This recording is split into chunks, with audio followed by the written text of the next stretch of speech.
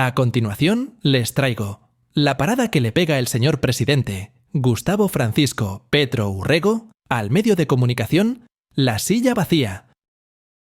He leído con detenimiento al periodista que nos cubre desde La Silla Vacía y su manera de desinformar la opinión pública. El periodista trata de profundizar la narrativa de la oposición acerca de la crisis fiscal, con la narrativa del gobierno de Rochón y ocultar el sobreendeudamiento irresponsable del gobierno Duque. Por ejemplo, muestra el pago a Ecopetrol desde el presupuesto, cerca de 40 billones de pesos en 2 años destinados a cubrir la deuda por gasolina, como si fuera un exceso de nómina, oculta el dato, porque contablemente es un gasto de funcionamiento.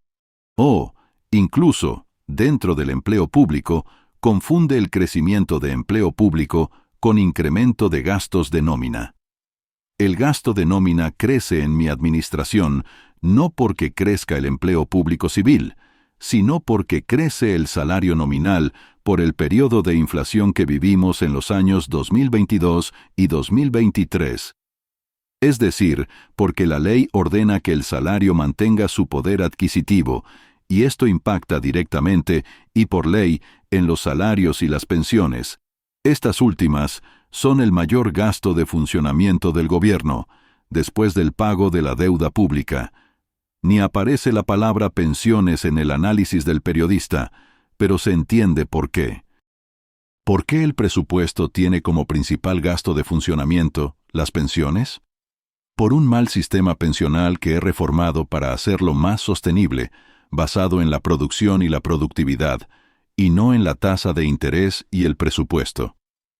El mayor gasto de nómina del gobierno nacional es el del empleo de la fuerza pública, pago a policías y militares.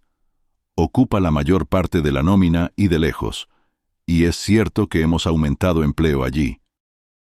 Hay más policías y soldados en Colombia, es el costo de hacer trizas la paz, y es el costo social de la seguridad.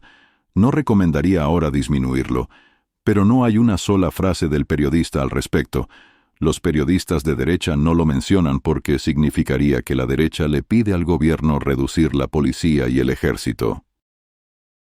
Prefieren, con la doble moral de siempre, no llamarlos héroes como en sus discursos, sino burocracia en sus análisis.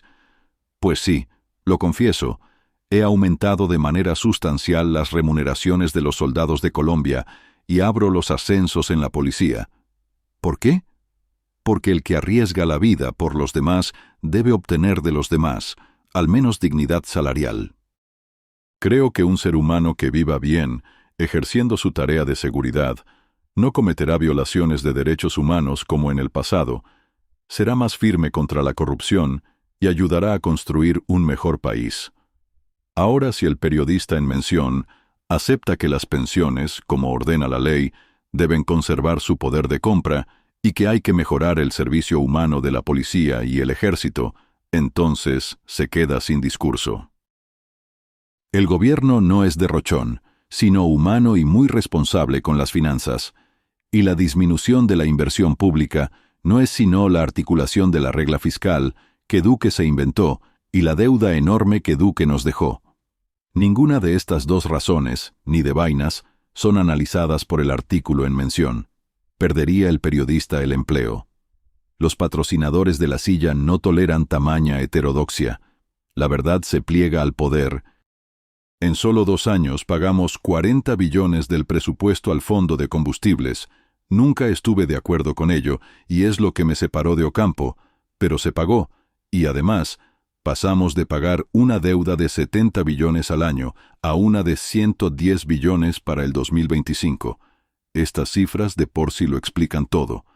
Un incremento de pagos de deuda de 70 billones de pesos anuales en apenas 2 años es la causa de la crisis fiscal, que quise paliar de la manera más sana, de acuerdo a la teoría económica, con nuevos ingresos provenientes de la economía fósil, carbón y petróleo, pero que la Corte Constitucional y después el Congreso de la República impidieron, los últimos por salvar a los dueños de los juegos de suerte y azar ilícitos,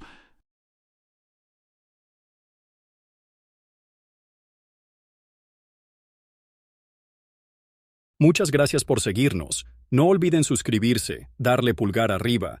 Si les gusta nuestro contenido, activa la campanita para que te lleguen las notificaciones cada vez que cargamos un video. Hasta la próxima emisión.